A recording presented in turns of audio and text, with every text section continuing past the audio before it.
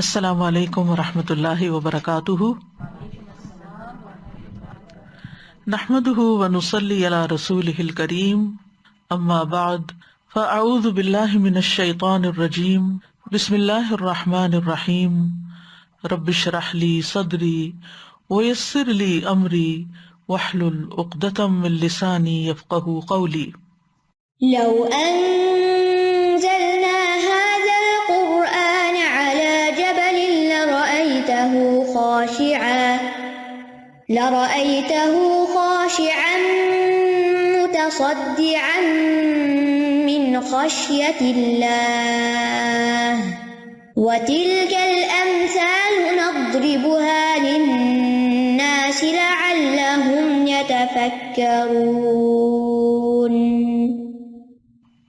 امثال القرآن پروگرام کے سلسلے میں آج ہم انشاءاللہ 2 مثالیں بیان کریں گے جو بنیادی طور پر غیر اللہ کو پکارنے والوں کے بارے میں ہیں، اور پہلی مثال میں کفر کرنے والوں کی مثال بھی دی گئی ہے اور ان کی بے بنیاد دلیل کہ وہ آباء و اجداد کی تقلید کرتے ہیں، ان کی پیروی کرتے ہیں، اس کو مثال کے ذریعے سمجھایا گیا ہے۔ تو ارشاد باری تعالیٰ ہے، وَإِذَا قِيلَ لَهُمُ اتَّبِعُوا مَا أَنزَلَ اللَّهُ قَالُوا بَلْ نَتَّبِعُ مَا أَلْفَيْنَا عَلَيْهِ آبَاءَنَا أَوَلَوْ كَانَ آبَاؤُهُمْ لَا يَعْقِلُونَ شَيْئًا وَلَا يَهْتَدُونَ۔ وَمَثَلُ الَّذِينَ كَفَرُوا كَمَثَلِ الَّذِي يَنْعِقُ بِمَا لَا يَسْمَعُ إِلَّا دُعَاءً وَنِدَاءً صُمٌّ بُكْمٌ عُمْيٌ فَهُمْ لَا يَعْقِلُونَ۔ یہ سورۃ البقرہ کی آیت نمبر 170 اور 171 تھی، اور جب ان سے کہا جاتا ہے اس کی پیروی کرو جو اللہ نے نازل کیا، تو کہتے ہیں بلکہ ہم تو اس کی پیروی کریں گے جس پر ہم نے اپنے باپ دادا کو پایا، اگرچہ ان کے باپ دادا نہ کچھ سمجھتے ہوں اور نہ ہدایت پاتے ہوں۔ اور ان لوگوں کی مثال جنہوں نے کفر کیا اس شخص کی مثال کی طرح ہے جو اس کو آواز دے جو پکار اور آواز کے سوا کچھ نہ سنتا ہو۔ وہ بہرے ہیں، گنگے ہیں، اندھے ہیں، پس وہ عقل سے کام نہیں لیتے۔ یہاں پر ان کافروں کے بارے میں خبر دی جا رہی ہے کہ جب ان سے کہا جاتا ہے کہ اللہ نے جو ہدایت اور نور اتارا ہے اس کی پیروی کرو، جو کچھ محمد صلی اللہ علیہ وسلم لے کر آئے ہیں اس کو فالو کرو، اس چیز کو اپنے اوپر لازم کر لو جو اللہ سبحانہ وتعالیٰ کی طرف سے تمہارے پاس پہنچی ہے، تو وہ ضد اور مخالفت میں پڑے ہوئے کہتے ہیں کہ ہم تو ان عقائد اور نظریات کی پیروی کریں گے جن پر ہم نے اپنے باپ دادا کو پایا ہے، یعنی وہ اللہ اور اس کے رسول کی بات ماننے کی بجائے ترجیح دیتے ہیں کس چیز کو؟ اپنے آباء و اجداد کے طریقوں کو۔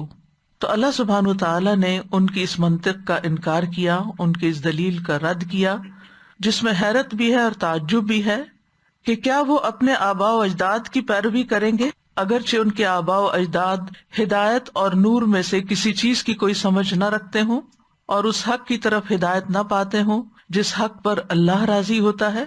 تو اس بھیڑ چال اور اندھی تقلید پر حیرت ہے کہ ان کی عقل اور فہم کہاں ہے۔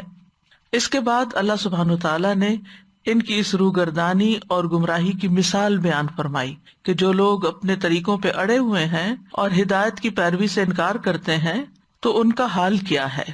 وَمَثَلُ الَّذِينَ كَفَرُوا، یعنی ان کی روگردانی کرنے کی مثال ایسے ہی ہے۔ مثل سے مراد یہاں ان کی صفت اور حالت ہے، یعنی ان کافروں کی صفت یہ ہے، ان کا طریقہ یہ ہے، ان کا حال یہ ہے۔ اور جیسا کہ آپ جانتے ہیں کہ مثل کا لغوی اور اصلی معنی مثل کے معنوں میں ہے، یعنی مانند کے۔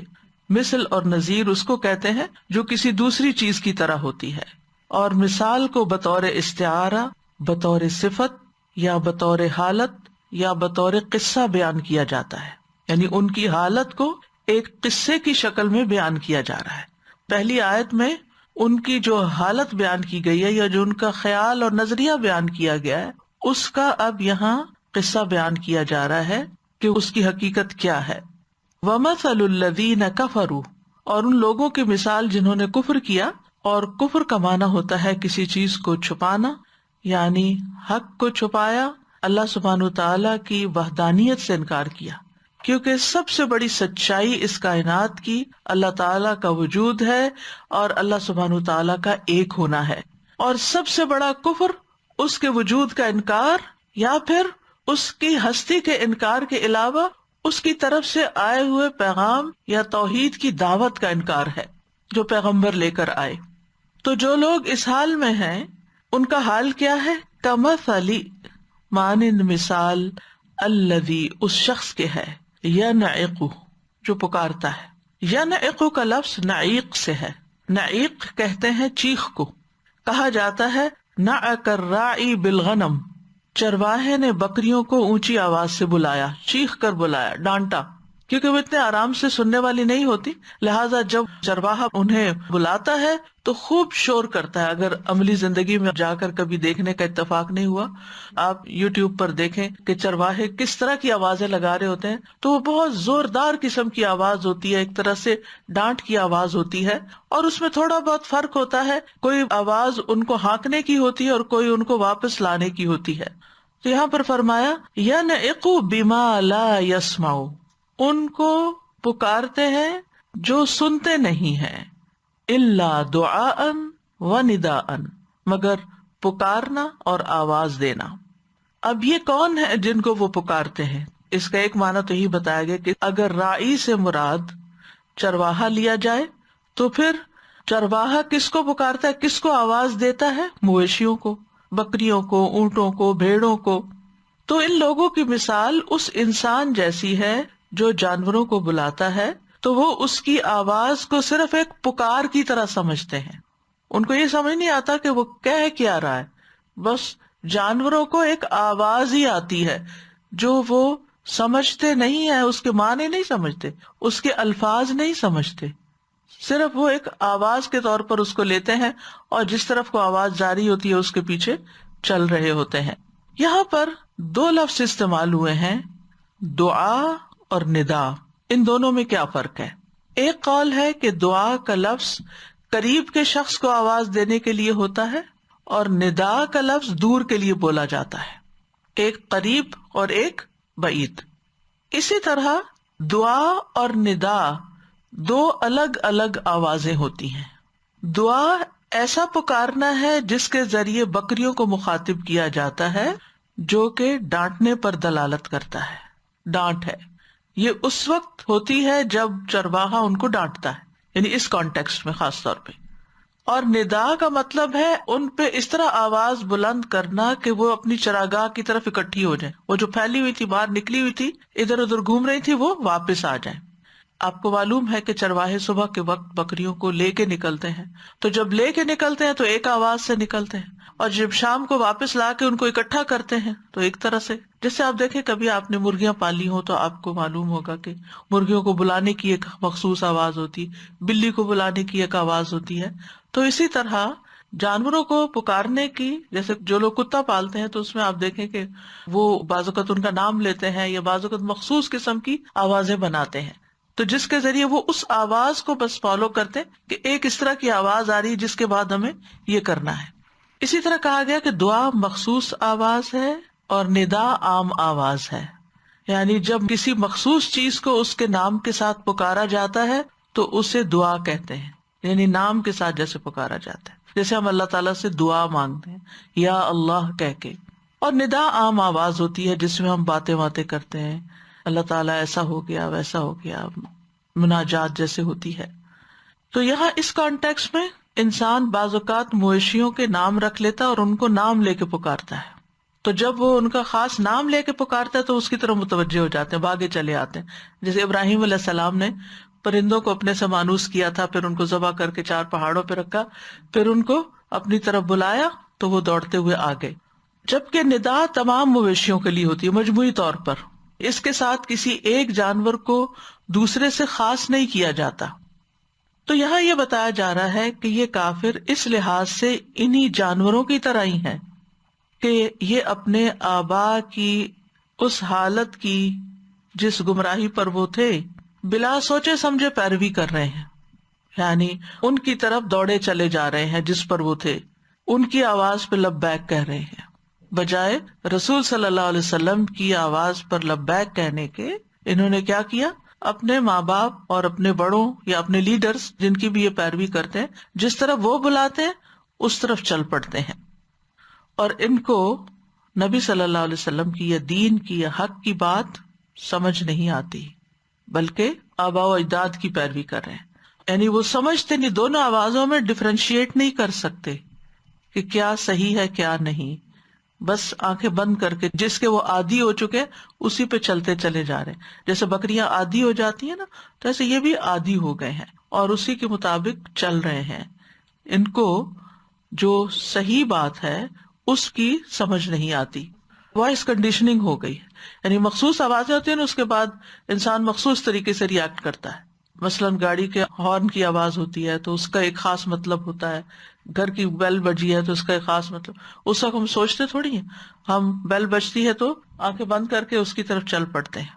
اسی طرح اس مثال کا ایک اور معنی بھی لیا گیا ہے، ایک معنی تو یہ ہے کہ واعظ و نصیحت کے وقت اس کی مثال کیا ہے کہ وہ بس ایک جانور کی طرح بہیو کرتا ہے کہ وہ آواز تو سنتا ہے لیکن معنی نہیں سمجھتا، یہ ابن عباس اور مجاہد کا قول ہے، اور اس اعتبار سے راعی سے مراد حق کی طرف بلانے والا داعی یعنی رسول اللہ صلی اللہ علیہ وسلم ہے، اور آپ کے بعد جو بھی حق کی طرف خیر کی طرف بلائے، تو کچھ لوگ ہوتے ہیں خیر کی بات سنتے ہیں اور اس پر لبیک کہتے ہیں، بات مان جاتے ہیں، لیکن کچھ لوگ سنی انسنی کر دیتے ہیں، اور جانوروں سے مراد وہ انسان ہیں جن کو پکارا جا رہا ہے اور وہ سن کے نہیں دے رہے۔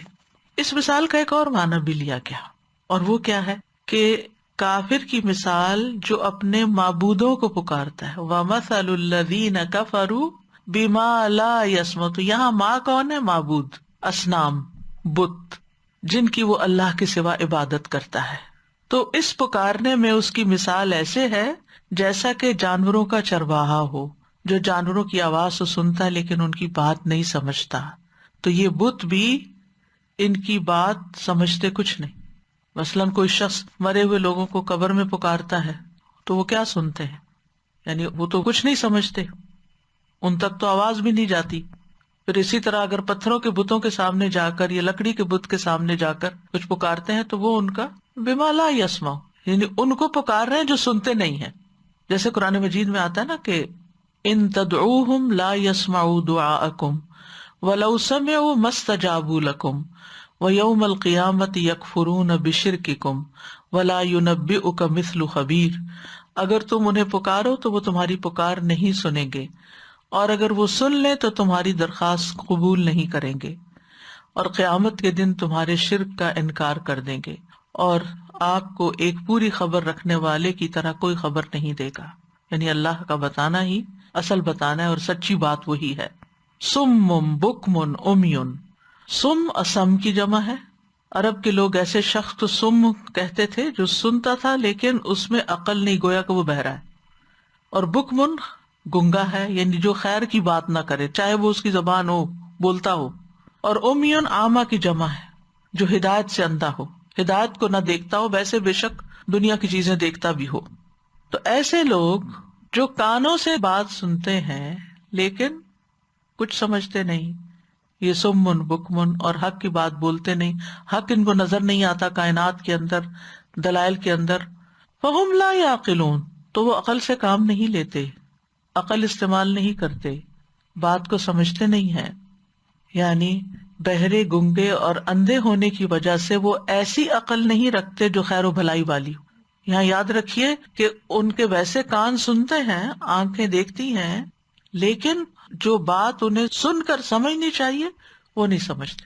یعنی یہ کفار کی مثال ہے کہ وہ بات کو اس کے اصل پرسپیکٹو میں، اصل کانٹیکسٹ میں نہیں سمجھتے اور اس سے فائدہ نہیں اٹھاتے۔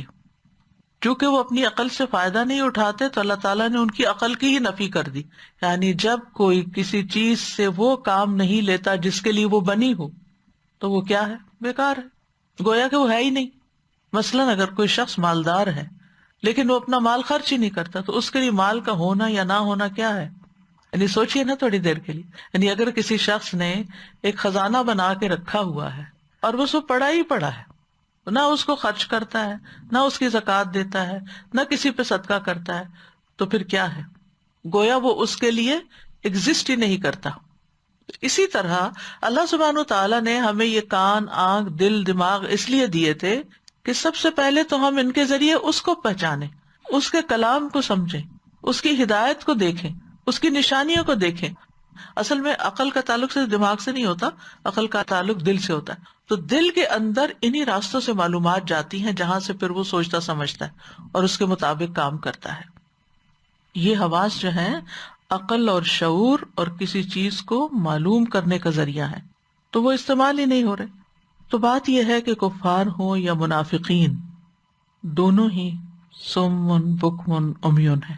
منافقین کے بارے میں پیچھے جو آیتیں ہم نے پڑھی، مثال پڑھی، اس کے آخر میں بھی تھا صم بکم عمیون فہم لا یرجعون، بہرے ہیں، گونگے ہیں، اندھے ہیں، واپس نہیں پلٹیں گے، یعنی اب وہ اسلام سے نکل گئے، اسلام کی طرف نہیں لوٹیں گے، ہدایت سے دور چلے گئے، ہدایت کی طرف نہیں آئیں گے۔ اور یہاں کفار کے بارے میں کہا گیا کہ وہ عقل نہیں رکھتے ورنہ وہ انکار نہ کرتے۔ سورۃ الاعراف میں اللہ تعالیٰ فرماتے ہیں وَلَقَدْ ذَرَأْنَا لِجَهَنَّمَ كَثِيرًا مِّنَ الْجِنِّ وَالْإِنسِ لَهُمْ قُلُوبٌ لَّا يَفْقَهُونَ بِهَا وَلَهُمْ أَعْيُنٌ لَّا يُبْصِرُونَ بِهَا وَلَهُمْ آذَانٌ لَّا يَسْمَعُونَ بِهَا أُولَٰئِكَ كَالْأَنْعَامِ بَلْ هُمْ أَضَلُّ أُولَٰئِكَ هُمُ الْغَافِلُونَ۔ اور بلا شبہ یقیناً ہم نے بہت سے جن اور انسان جہنم ہی کے لیے پیدا کیے ہیں، ان کے دل ہیں جن کے ساتھ وہ سمجھتے نہیں، اور ان کی آنکھیں ہیں جن کے ساتھ وہ دیکھتے نہیں، ان کے کان ہیں جن کے ساتھ وہ سنتے نہیں۔ یہ لوگ جو پاؤں جیسے ہیں، بلکہ یہ اس سے بھی زیادہ بھٹکے ہوئے ہیں، یہ لوگ بالکل غافل ہیں، بالکل غافل ہیں۔ تو جو شخص بھی غفلت کی زندگی بسر کرتا ہو، جو شخص بھی حقیقت تک پہنچنے کی کوشش نہ کرتا ہو، جو شخص بھی ہدایت کی طلب نہ رکھتا ہو، ہدایت کی طرف جانے والا رستہ اختیار نہ کرتا ہو، ہدایت کے لیے آنے والی پکار پہ لبیک نہ کہتا ہو، پھر اس کا حال یہی ہوتا ہے جو یہاں پر بیان کیا گیا ہے۔ یعنی جس طرح جانوروں کو باتیں سمجھ نہیں آتی، اسی طرح ان لوگوں کو ہدایت کی بات سمجھ نہیں آتی۔ ایمان کی طرف دعوت دینے والا، دین کی طرف دعوت دینے والا، ہدایت کی طرف دعوت دینے والا جب ان کو پکارتا ہے تو یہ اس پکار کو سمجھ نہیں پاتے۔ جیسے اگر آپ کسی جانور سے بات کریں، مثلا بلی وغیرہ تو ہر ایک نے گھر میں دیکھی ہوگی، پیٹ رکھا ہوگا، اگر آپ اس سے بات کریں، بعض اوقات اتنی معصوم، کیوٹ، خوبصورت ہوتی، اتنی گہری آنکھیں ہوتی ہیں، کان ہوتے ہیں، چھوٹی سی آہٹ بھی سن لیتی ہے سب، لیکن اگر آپ اس سے بات کریں اپنی زبان میں، انگریزی میں کریں، کسی بھی زبان میں کریں، تو وہ آپ کو دیکھتی تو رہے گی لیکن اس کو سمجھ کچھ نہیں آئی۔ تو اسے حیرت ہوتی ہے نا، ان کی بھی آنکھیں ہیں، ان کے بھی کان ہیں، ان کا بھی سر کھولے تو دماغ نکلے گا اس میں، ان کا بھی دل ہے، وہ کیا چیز ہے جو اللہ نے انسان میں رکھ دی اور ان میں نہیں رکھی؟ ان کی عقل صرف اتنی کام کرتی ہے جو ان کے مطلب کی بات ہوتی ہے۔ تو جانوروں کی طرح ایسے انسانوں کی عقل بھی بس اتنی کام کرتی ہے جس میں ان کو اپنے مفاد اور اپنے فائدے کی کوئی بات سمجھ آتی۔ یعنی کچھ لوگوں کو اگر آپ کوئی اچھی بات بتائیں، دین کی بات بتائیں، وہ سمجھنے کے گویا کہ انہوں نے سنی نہیں، لیکن اگر آپ ان کو کوئی کھانے پینے کی یا ان کو کوئی فیشن کی یا ان کو کوئی ان کی مرضی کی بات بتائیں تو ان کے دل، دماغ، آنکھیں، کان، ہر چیز خوب کام کرے گی۔ تو یہاں پر بات یہی کی جا رہی ہے کہ جس طرح جانور صرف مطلب کی بات ہی سنتا ہے، لا دعا و ندا، اسی طرح یہ کفار بھی صرف اپنے مطلب، اپنے فائدے، اپنی مصلحت کی بات ہی سمجھتے ہیں، اللہ کی طرف بلانے کی آواز کو نہیں سمجھتے، اللہ سبحانہ وتعالیٰ کی ہدایت کی طرف جو بلا رہا ہے اس کی بات کو نہیں سمجھتے۔ تو پھر ایمان کہاں سے لائیں گے، ہدایت کہاں سے پائیں گے، عمل کہاں سے کریں گے؟ اگرچہ بات صرف کفر کرنے والوں کی جا رہی ہے، لیکن بعض لوگ زبان سے تو کہہ دیتے ہیں ہم مسلمان ہیں، لیکن اگر آپ ان کو ہدایت کی کسی بات کی طرف بلائیں تو ان کا رسپانس ڈسکریجنگ ہوتا ہے، کیونکہ وہ سننا چاہتے ہی نہیں۔ منافقین کا حال کیا تھا؟ نبی صلی اللہ علیہ وسلم کی مجالس میں حاضر ہوتے تھے لیکن ان سے کچھ بھی فائدہ نہیں اٹھاتے تھے، جیسے جاتے تھے ویسے ہی نکل آتے تھے۔ اسی طرح کچھ لوگوں کو قرآن کی آیات سنائی جائیں، بتائی جائیں، کچھ نہیں سمجھتے اور جب میں اس لیسن کو تیار کر رہی تھی تو مجھے ایک دم اتنا ڈر لگا کہ بعض لوگ قرآن کی تلاوت سنتے رہتے ہیں اور وہ بھی ان کے لیے صرف ایک آواز ہوتی ہے، الا دعا و ندا ہوتی ہے. وہ آیت کیا کہہ رہی ہے کچھ پتہ نہیں. کتنا ڈرنے کا مقام ہے. یہ ضروری نہیں کہ ہر وقت ہم بہت گہرائی میں جا کر ہی سنیں، لیکن ایٹ لیسٹ جو لفظ ہمارے کان کو ٹکرائے تو ہمیں یہ تو پتا ہو کہ کہا کیا جا رہا ہے. اور اس طرح کی لسننگ جو ہوتی ہے تو آپ دیکھیں گے کہ کچھ نہ کچھ دل میں اتر ہی جاتا ہے، کہیں نہ کہیں انسان رک ہی جاتا ہے. بعض لوگ پورا قرآن حفظ کر لیتے ہیں لیکن ایک جملہ بھی نہیں سمجھتے. تو ایسا نہ ہو کہ قرآن کی آواز ہمارے لیے صرف دعا اور پکار ہی رہ جائے. اسی طرح ہر وہ شخص جو ہدایت سے منہ موڑ لیتا ہے، اصلاح چھوڑ کے فساد کی طرف چلا جاتا ہے، اللہ تعالیٰ کے احکامات کو سنی انسنی کر دیتا ہے، اور وہ جانوروں کے ریوڑ میں، انسانوں کی بھیڑ میں گو ود دا فلو، جدھر سب جا رہے ہیں ادھر ہی چلتا چلا جا رہا ہے اور سمجھنے کی کچھ کوشش نہیں کرتا. تو یہ ناسمجھی کی زندگی بسر کرنا اسی میں شامل ہو جاتا ہے. تو جو شخص بھی حق سننے سے بہرا، گنگا اور اندھا ہو، اس کو کچھ بھی فائدہ نہیں ہوتا. اور پھر قرآن مجید میں یہ بتایا گیا کہ جو آیات کو جھٹلا دیتے ہیں وہ بھی گنگے اور بہرے ہیں. سورۃ الانعام 39 ہے یہ. والذین کذبوا بآیاتنا صم وبکم فی الظلمات. جن لوگوں نے ہماری آیات کو جھٹلایا وہ بہرے اور گنگے ہیں، اندھیروں میں پڑے ہوئے ہیں. ایسے لوگوں کو ان کے اعضاء کسی کام نہیں آتے، یعنی آنکھ، دل، کان کام نہیں آتے. سورۃ الاحقاف میں آتا ہے، اور بلا شبہ ہم نے انہیں ان چیزوں میں قدرت دی جن میں ہم نے تمہیں قدرت نہیں دی. ہم نے ان کے لیے کان اور آنکھیں اور دل بنائے، تو نہ ان کے کان ان کے کسی کام آئے، نہ ان کی آنکھیں اور نہ ان کے دل.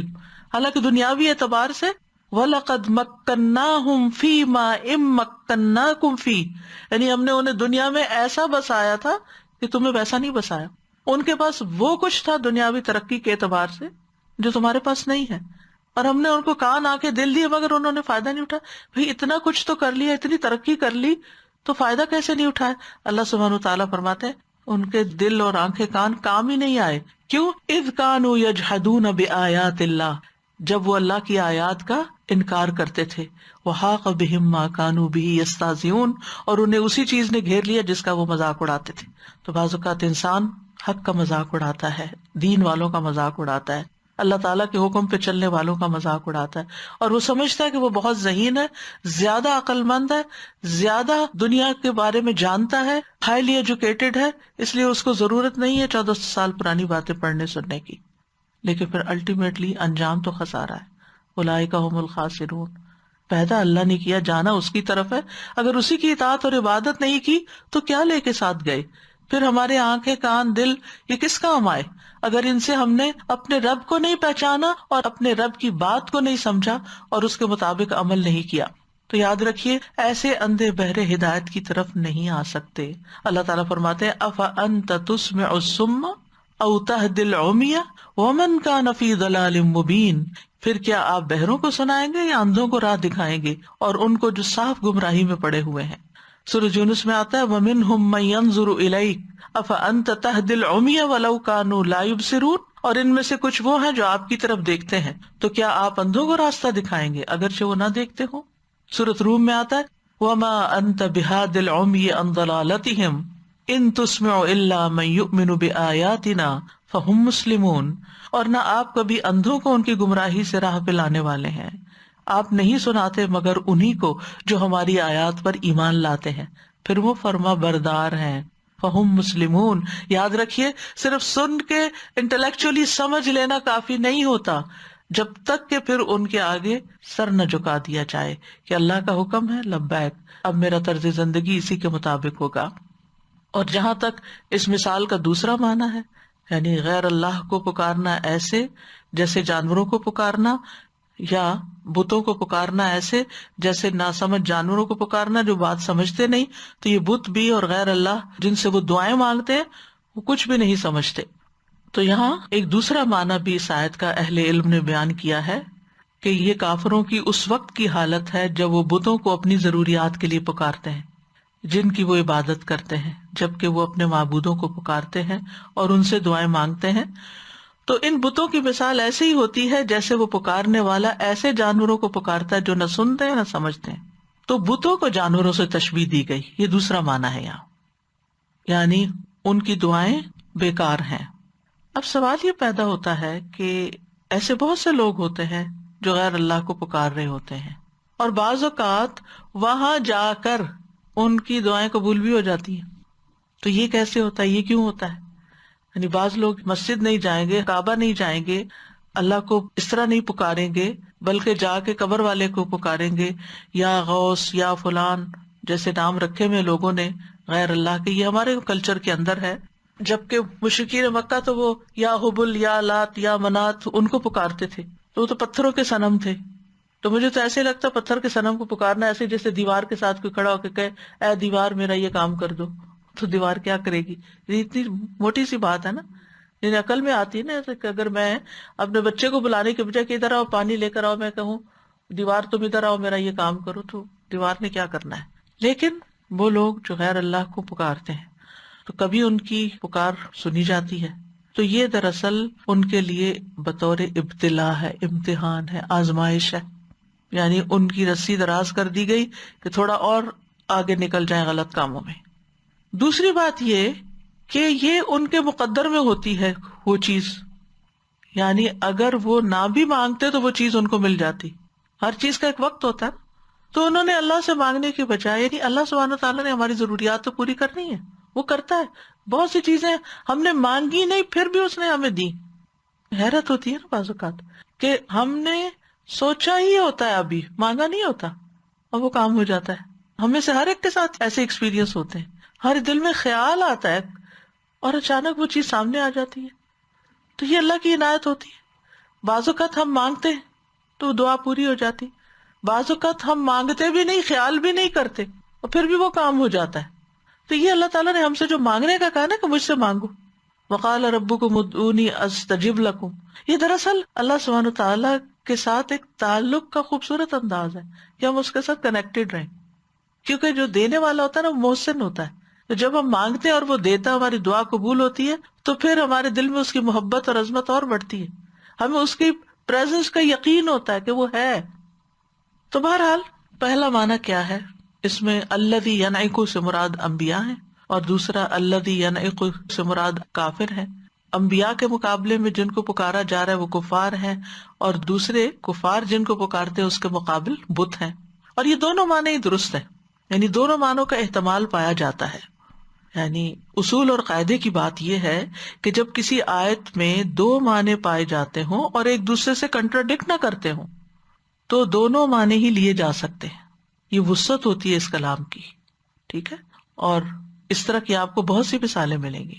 بہت سے لوگ اس میں خواہ مخواہ کنفیوز ہوتے ہیں، اچھا پھر یہ معنی ہے یا وہ ہے، یہ لوں یا وہ لوں، اور یہ بھی قرآن سے بات بتا رہا ہے، وہ بھی قرآن سے بتا رہا ہے، یہ کچھ بتا رہا ہے، یہ وہ کچھ بتا رہا ہے، کوئی مسئلہ ہی نہیں ہے یہ، اگر وہ دو بتانے والے ایک دوسرے سے کنٹراڈکٹ نہیں کرتے تو خیر ہی خیر ہے۔ اس سے یہ پتہ چلتا ہے کہ اللہ سبحانہ تعالیٰ نے اس کلام کو ہر دور کے لوگوں کی ہدایت کا ذریعہ بنایا، اس کے اندر وسعت رکھ دی، تو اس وسعت کو مسئلہ نہیں بنانا چاہیے۔ اب ہم دوسری مثال کی طرف آتے ہیں، سورۃ الرعد کی آیت نمبر 14۔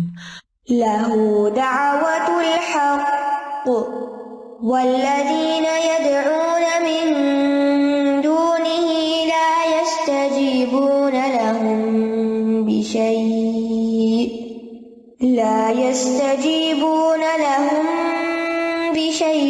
إلا كباسط كفيه إلى الماء ليبلغ فاه وما هو ببالغه وما دعاء الكافرين إلا في ضلال۔ اسی کو ہی پکارنا برحق ہے، اور وہ لوگ جو اس کے سوا کو پکارتے ہیں، یعنی اس کے علاوہ کسی اور کو پکارتے ہیں، وہ انہیں کچھ بھی جواب نہیں دیتے مگر اس شخص کی طرح جو اپنے دونوں ہاتھ پانی کی طرف پھیلائے تاکہ وہ اس کے منہ تک پہنچ جائے، حالانکہ وہ اسے پہنچنے والا نہیں، اور کافروں کی دعا محض گمراہی کی طرف ہی جاتی ہے۔ یہ مثال ان آیات کے بعد آئی ہے جن میں اللہ کی عظمت کے بارے میں وعید بیان کی گئی ہے، اور یہ کہ ان میں اللہ کی مخلوق کے بارے میں اللہ کی کامل ربوبیت کے بارے میں بات کی گئی ہے، اور یہ سورۃ الرعد کی آیت نمبر 8 سے 13 تک ہے۔ اللہ یعلم ما تحمل کل انثی وما تغیض الارحام وما تزداد وکل شیء عندہ بمقدار، یہ وہو شدید المحال تک۔ اللہ جانتا ہے جو ہر مادہ اٹھائے ہوئے ہے اور جو کچھ رحم کم کرتے ہیں اور جو زیادہ کرتے ہیں، اور ہر چیز اس کے ہاں ایک اندازے سے ہے۔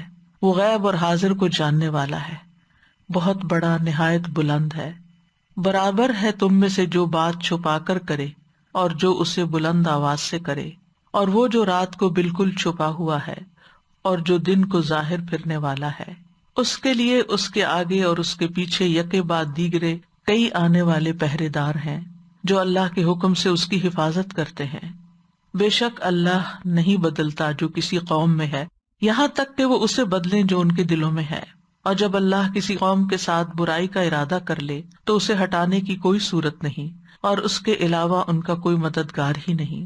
وہی ہے جو تمہیں بجلی دکھاتا ہے ڈرانے اور امید دلانے کے لیے، اور بھاری بادل پیدا کرتا ہے، اور بادل کی گرج اس کی حمد کے ساتھ تسبیح کرتی ہے، اور فرشتے بھی اس کے خوف سے، اور وہ کڑکنے والی بجلیاں بھیجتا ہے، پھر انہیں ڈال دیتا ہے جس پہ چاہتا ہے، جبکہ وہ اللہ کے بارے میں جھگڑ رہے ہوتے ہیں، اور وہ بہت سخت قوت والا ہے۔ ان باتوں کے بعد، یعنی اللہ سبحانہ تعالیٰ کا تعارف کرانے کے بعد کہ وہ کون ہے، کیا کچھ کرتا ہے، کیا اس کی قدرت ہے، کیا قوت ہے، کیا عظمت ہے، اس کے بعد یہ بات کی گئی کہ لہو دعوت الحق، اسی کو پکارنا برحق ہے۔ تو جب ان آیات میں ہم غور کرتے ہیں تو ہم دیکھتے ہیں کہ یہ آیات پوشیدہ چیزوں کے بارے میں اللہ کے کمال علم کو ظاہر کرتی ہیں۔ یعنی اگر آپ غور کریں نا ان میں تو آپ دیکھیں گے کہ رات کو چھپنے والا، پھر پہرے دار جو حفاظت کر رہے ہیں، پھر ہر مادہ جو کچھ اٹھائے ہوئے ہے، یعنی پیٹ کے اندر جو کچھ ہے، جنین وغیرہ، پھر کسی قوم کی حالت نہیں بدلتی جب تک ان کے دلوں کا حال نہ بدلے، تو دلوں کے اندر جو کچھ ہے وہ بھی چھپا ہوا ہے۔ پھر اسی طرح بادلوں سے جو بارش کا سلسلہ ہے، گرج اس کی حمد کے ساتھ تسبیح کرتی ہے، وَلَٰكِن لَا تَفْقَهُونَ تَسْبِيحَهُمْ، ہم تو نہیں سمجھتے ان کی تسبیح، جیسے ایک اور جگہ پر آتا ہے۔ تو ان آیات میں اللہ سبحانہ تعالیٰ کے کمال علم کی بات پتہ چلتی ہے کہ وہ باتیں جو ہمیں نہیں پتا، کسی اور مخلوق کو نہیں پتا، وہ اللہ جانتا ہے۔ یعنی اللہ یعلم ما تحمل کل انثی وما تغیض الارحام، یعنی مادہ کے پیٹ میں جو جنین اور حمل ہے، بیٹا ہے، بیٹی ہے، صحت مند ہے، بیمار ہے، کس رنگ کا ہے، کس شکل کا ہے، کس عمر کا ہوگا، یہ سب کچھ اللہ ہی جانتا ہے۔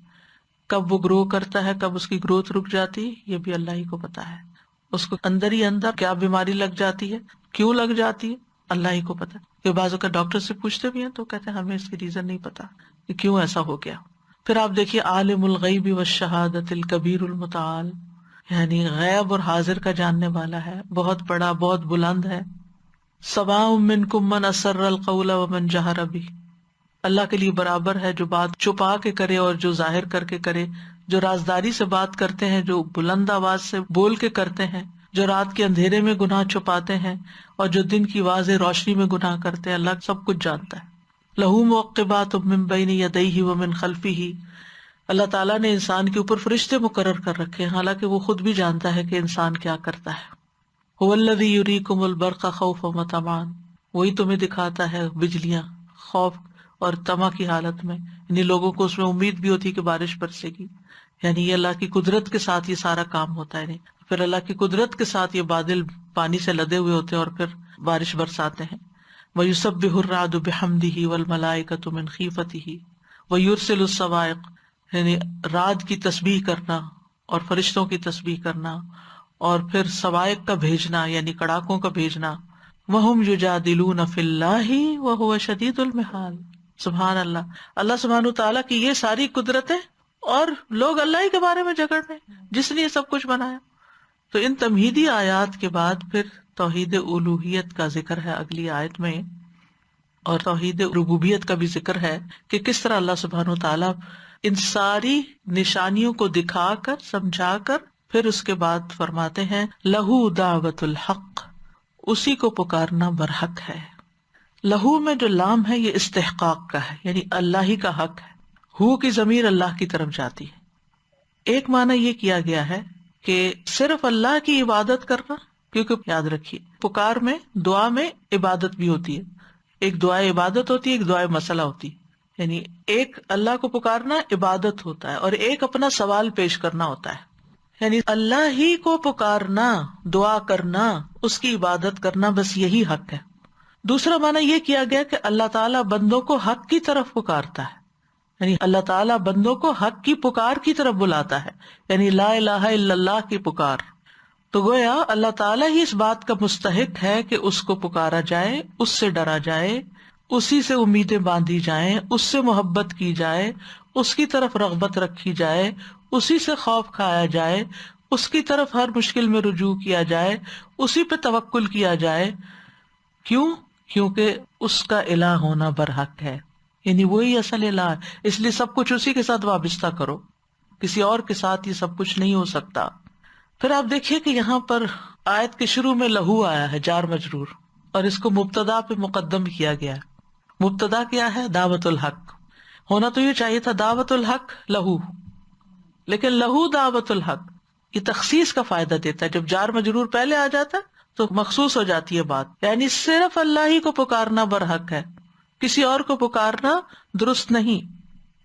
اور یہ علم بلاغت کا قاعدہ ہے کہ جس کا حق مؤخر کیا جائے خود اس کو مقدم کرنا یہ تخصیص کا فائدہ دیتا. چلیں اگر آج سمجھ نہیں آئی تو ہو سکتا ہے کچھ سال بعد سمجھ آ جائے.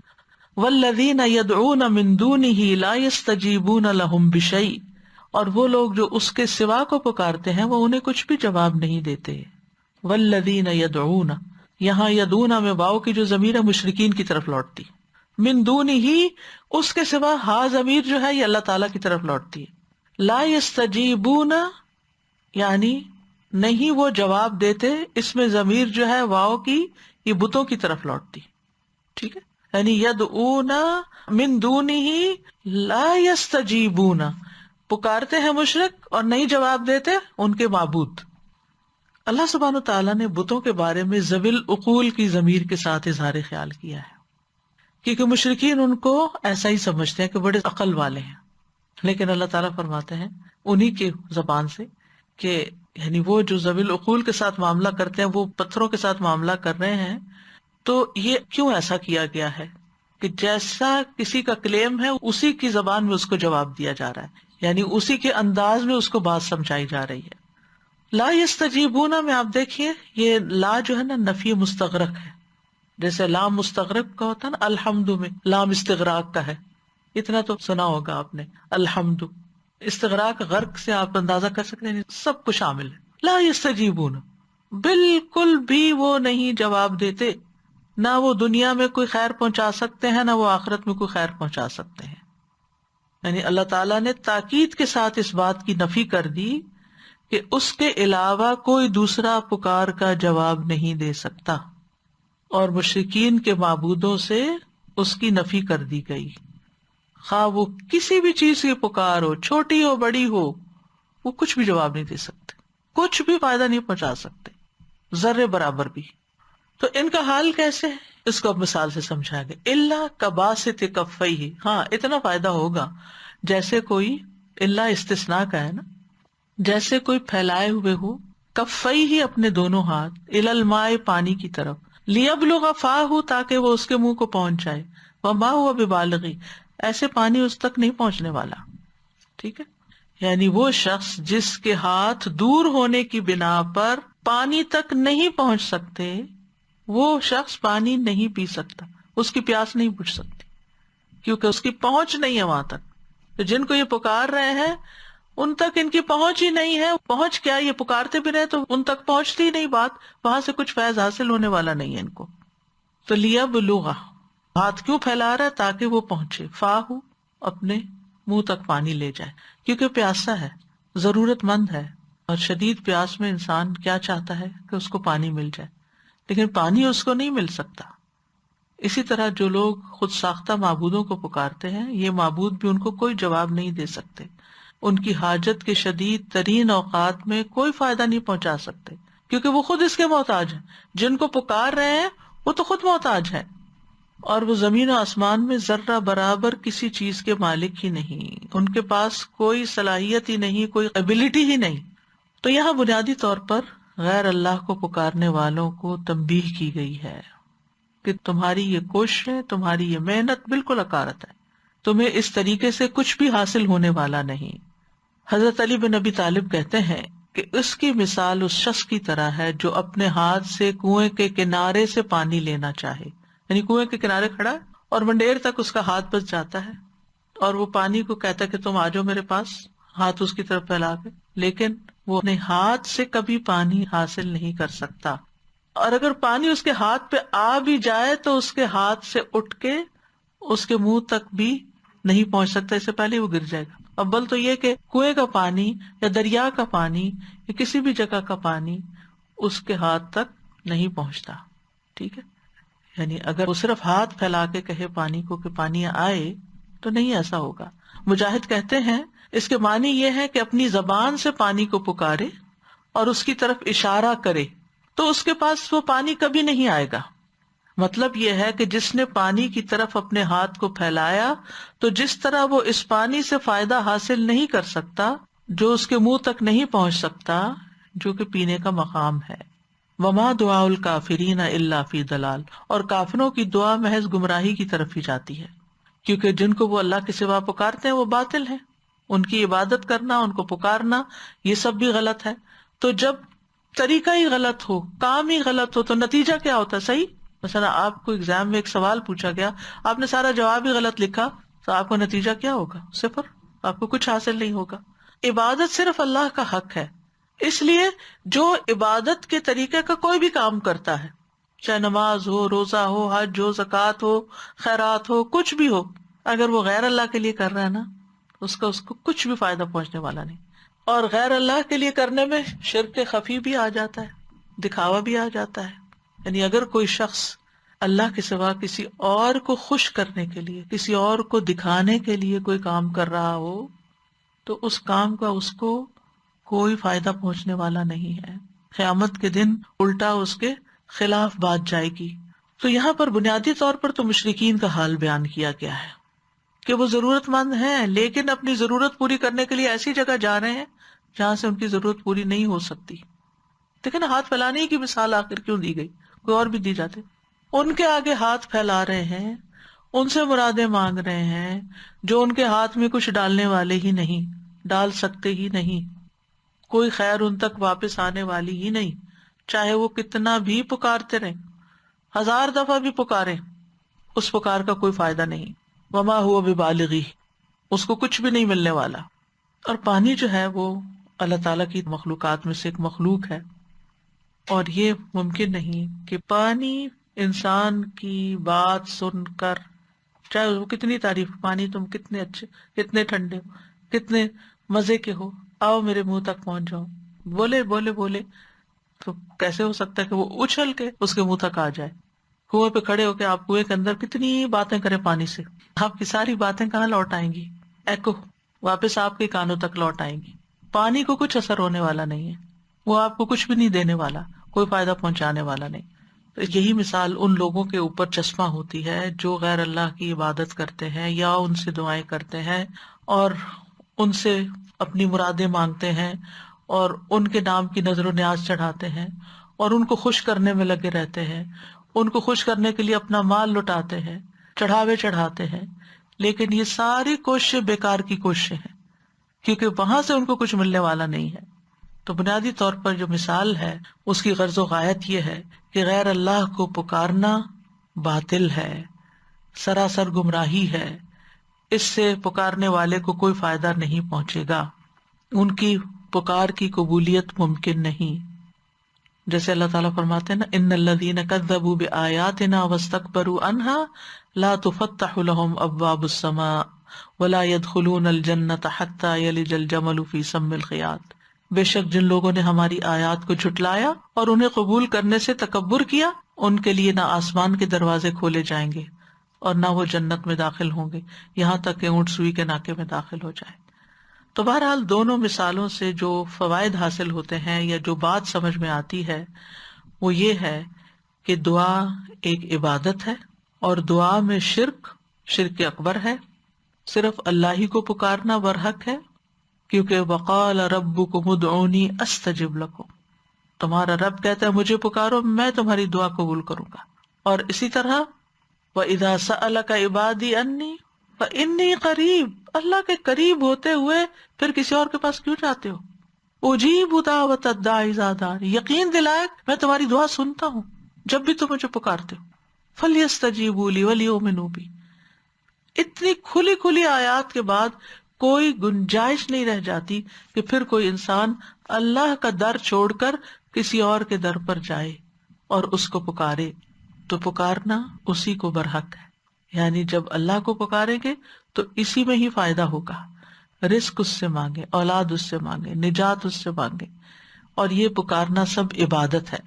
اور ابن قیم کہتے ہیں کہ شرک اکبر کی انواع میں سے ایک قسم یہ ہے کہ مردوں سے حاجتیں طلب کرنا، مردوں سے یعنی قبر والوں سے، ان سے فریاد کرنا، ان کی طرف توجہ کرنا. اور دنیا جہاں کی شرک کی اصل بنیاد یہ ہے کہ انسان غیر اللہ سے لو لگا بیٹھے، امیدیں رکھ بیٹھے، وابستگی اختیار کر لے. ٹھیک ہے، کیونکہ میت کے سارے اعمال منقطع ہو جاتے ہیں، وہ اپنے نفع نقصان کا بھی مالک نہیں ہوتا. کہاں یہ کہ اس آدمی کے نفع و نقصان کا اختیار رکھتا ہو جو اس سے فریاد کر رہا ہے اور اس سے اپنی حاجت پوری کرنے کا سوال کرتا ہے، یا اس سے درخواست کرتا ہے کہ وہ اس کے لیے اللہ کے پاس کچھ سفارش کرے. اور شرک جو ہے وہ کبیرہ گناہ ہے، ظلم ہے، گمراہی کا باعث ہے، باطل پکار ہے. ذالک بأن اللہ هو الحق وأن ما يدعون من دونه الباطل وأن اللہ هو العلی الکبیر. یہ اس لیے کہ بے شک اللہ ہی حق ہے، اصل سچائی وہی ہے، اور یہ کہ بے شک اس کے سوا جس کو وہ پکارتے وہ باطل ہے، اس کی کوئی حقیقت نہیں ہے. اور یہ کہ بے شک اللہ ہی بے حد بلند، بے حد بڑا ہے. غیر اللہ کا سہارا ایک کمزور سہارا ہے، جس کی مزید ایک مثال دی گئی جو آگے آئے گی سورۃ العنکبوت میں، کہ ان لوگوں کی مثال جنہوں نے اللہ کے سوا اور مددگار بنا رکھے ہیں مکڑی کی مثال جیسی ہے جس نے گھر بنایا، حالانکہ گھروں میں سب سے کمزور گھر مکڑی کا گھر ہے. اگر وہ جانتے ہو، اگر مکڑی کے گھر پہ کوئی سہارا لے تو گرے گا ہی گرے گا. اور ویسے بھی آپ دیکھیں کہ اللہ کے سوا انسان جس کسی کو بھی پکارتا ہے وہ کسی چیز کے مالک بھی نہیں ہے، نہ کوئی رحمت کرنے کے اور نہ کسی شر کو روکنے کے. اور اصل میں تو وہ پکارنے والے کی پکار سے بھی غافل ہوتے ہیں. تو جو پکارنے والے کی پکار سے ہی غافل ہے وہ مدد کو کہاں سے آ سکتا ہے؟ ان کو پکارنا فائدے کی بجائے الٹا نقصان کا باعث ہے. يدعو من دون اللہ ما لا يضره وما لا ينفعه ذلك هو الضلال البعید. يدعو لمن ضره اقرب من نفعه لبئس المولى ولبئس العشیر. وہ اللہ کے سوا اس چیز کو پکارتا ہے جو اسے نقصان نہیں پہنچاتی اور اس چیز کو جو اسے نفع نہیں دیتی. وہ تو پتھر ہے، وہ کیا کریں گے آپ کے لیے؟ یہی تو دور کی گمراہی ہے. وہ اسے پکارتا ہے کہ یقیناً اس کا نقصان اس کے نفع سے زیادہ قریب، یعنی انسان کی آخرت برباد ہوتی ہے. بلا شبہ وہ برا دوست ہے اور برا ساتھی ہے، پھر یہ کام انسان کو ہلاکت میں گرانے والا ہے. قرآن مجید میں آتا ہے فَلَا تَدْعُ مَعَ اللَّهِ إِلَٰهًا آخَرَ فَتَكُونَ مِنَ الْمُعَذَّبِينَ. تم اللہ کے ساتھ کسی اور معبود کو مت پکارو ورنہ تم عذاب دیے جانے والوں میں سے ہو جاؤ گے. اور دوسری اہم بات یہ پتہ چلتی ہے جو پہلی مثال سے ثابت ہوتی ہے کہ انسان اللہ تعالیٰ کے دین کو چھوڑ کر بڑوں کی تقلید کرے، اپنے رسم و رواج کے پیچھے چلے، اپنے زمانے کے طریقوں پہ چلے. یہاں اس کی مذمت کی گئی ہے. ہر دور میں لوگوں کا یہی حال رہا ہے. وہ کہتے ہیں انا وجدنا آباءنا علی امۃ وانا علی آثارہم مقتدون. ہم نے اپنے باپ دادا کو ایک طریقے پہ پایا اور ہم انہی کے قدموں پہ چل رہے ہیں. تو آباء و اجداد کی تقلید جو ہے وہ اچھے کاموں میں تو ہو سکتی ہے، وہ پیروی ہوتی ہے، تقلید نہیں ہوتی.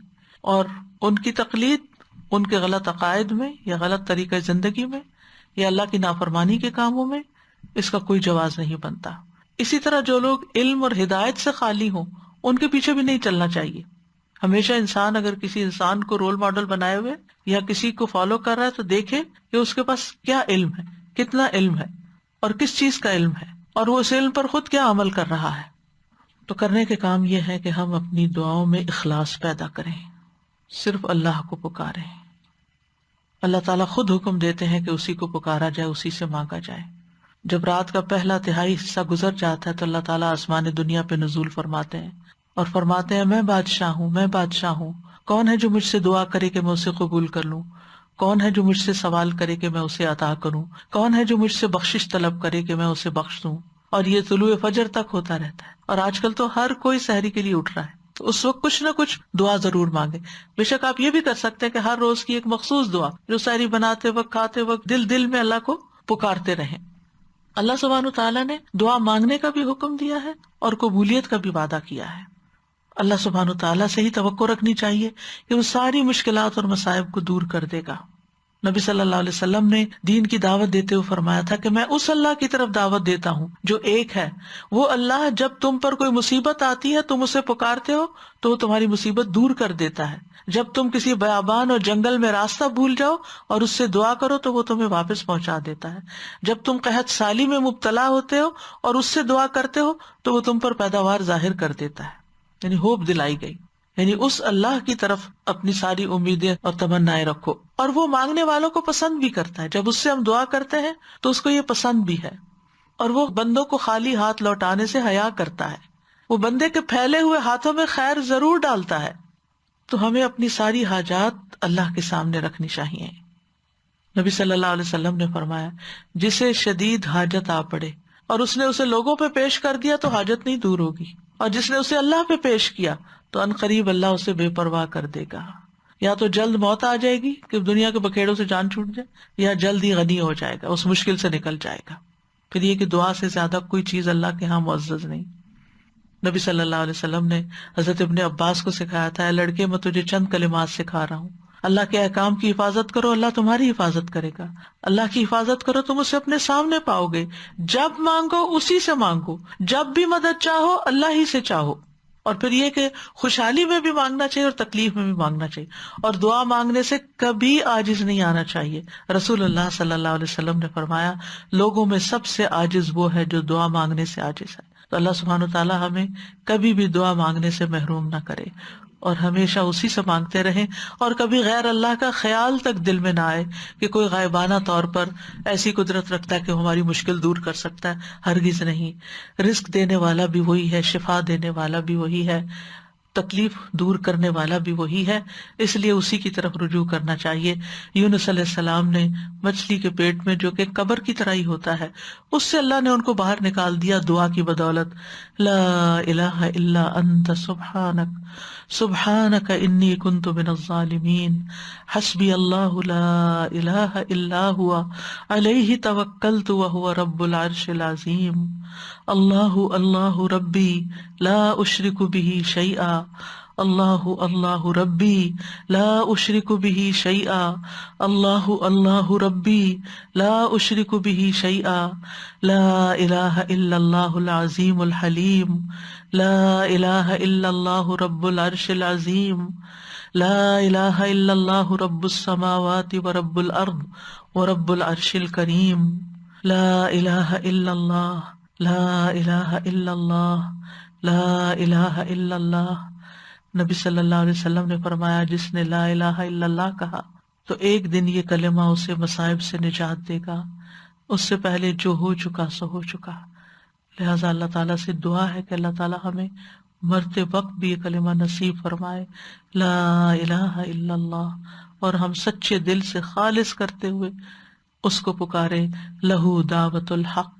لو أنزلنا هذا القرآن على جبل لرأيته خاشعا متصدعا من خشية الله وتلك الأمثال نضربها للناس لعلهم يتفكرون. میں بینکاک سنگاپور کے ٹرپ پہ گئی تھی اور پھر چائنا بھی جانے کا اتفاق ہوا. تو ان سب شہروں میں اتنا ترقی ہے، اتنی ایجوکیشن ہے، کمال ماشاءاللہ سے. ان کی لائف سٹائل دیکھیں، سب کچھ ہے، لیکن عقل مت ماری ہوئی ہے. ہر قسم کا خدا بنایا ہوا ہے. کوئی خدا جو ہے وہ سگریٹ پیتا ہے، اس کے سامنے سگریٹ رکھا جاتا ہے. کوئی چائے والا ہے، چائے پیتا ہے. اور ہر فلور پہ، میں جس ہوٹل میں تھی اس ہوٹل میں 8 فلور تھے، 8 فلورز پر ڈفرنٹ گاڈز تھے. میں تھی اور میری جٹھانی. ہم نے خود ان کو جا جا کے پوچھا کہ تم لوگ اس کو کیوں دیتے ہو. پھر ہم دوسرے دن دیکھے تھے پھر فریش رکھا ہوتا تھا اور وہ اٹھا کے پھینک دیتے. وہ کھاتا نہیں کوئی تھا کیونکہ وہ خدا کا ہوتا تھا نا، دیا ہوا نذرانہ. اللہ اکبر. اور پھر درختوں کی پوجا، درختوں پہ کھڑے ہو کے صبح صبح فجر کے بعد وہ کہتے تھے کہ ہاتھ سیدھا رکھ کے درخت پہ، اور پھر اس سے انرجی لیتے تھے کہ یہ میں انرجی دے رہے ہیں، اور پھر ان سے مانگتے تھے درختوں سے. اور جتنے درختوں کے لیئرز ہوتے تھے اتنی اس کی لائف ہوتی تھی، اتنا وہ بوڑھا درخت ہوتا تھا. تو جتنا بوڑھا ہوتا تھا وہ اتنا بزرگ درخت مانا جاتا تھا.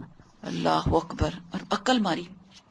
سزا یہ اللہ سبحانہ تعالیٰ کے علاوہ جتنے بھی، چاہے کوئی مردے کو یہ پوجیں یا کچھ بھی کریں، اور یا پھر بتوں کو، یہ بوجھ ہوتا ہے، بوجھ اور مصیبت بن جاتے ہیں انہی کے لیے. یعنی ان کی خدمتیں بھی کرتے ہیں اور ان کے بڑے بڑے وَهُمْ لَهُمْ جُنْدٌ مُحْضَرُونَ، ہاں جیسے جی. قرآن میں آتا ہے نا، ان کے لیے حاضر باش لشکر بنے ہوئے ہیں. کتنی محرومی ہے کہ ان کی تو خدمتیں کرتے رہیں اور ان کو بھی کوئی فائدہ نہیں اور ان کو بھی کوئی فائدہ نہیں. بالکل.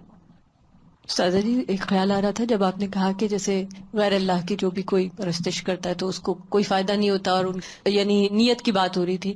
میرے ذہن میں یہ سوال آ رہا تھا کہ جو لوگ غیر اللہ کے لیے نہیں کرتے لیکن دے ہیو نو ایکٹیو نیا، اچھے کام کر رہے ہوتے ہیں لیکن کسی فائدے کے لیے نہیں کر رہے ہوتے، گڈ سمیریٹنس جو یہاں پہ ایک کانسیپٹ ہے کہ you just do goodness for the sake of goodness, تو اس کا بھی کوئی یعنی اینڈ ریزلٹ تو نہیں ہے نا، زیرو ہی ہو گیا. غیر اللہ کو پکارا یا کسی کو بھی نہ پکارا، یعنی اللہ تعالیٰ کو پکارنا چاہیے، لازم ہے، ریکوائرڈ ہے، رائٹ؟ بالکل.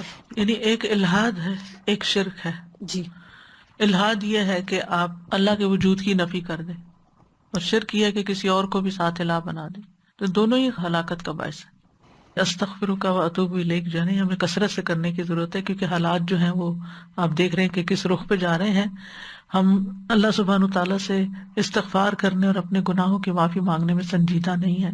ہم نے اس سارے پینڈیمک کو ایک بس پینڈیمک ہی لے لیا ہے، یعنی ہم اس کو نہیں سوچ رہے کہ یہ ہمارے لیے اللہ کی طرف سے کوئی آزمائش بھی ہے. تو اللہ تعالیٰ اس آزمائش اور امتحان کو ختم فرمائے. اس کے لیے بھی دعا کریں رمضان میں، کیونکہ یہ صرف اللہ ہی کے ختم کرنے سے ختم ہو سکتی ہے. اس کے لیے اسی کو پکارنا ہے، وہی سجھائے گا. لا تصیبن الذین ظلموا منکم خاصہ.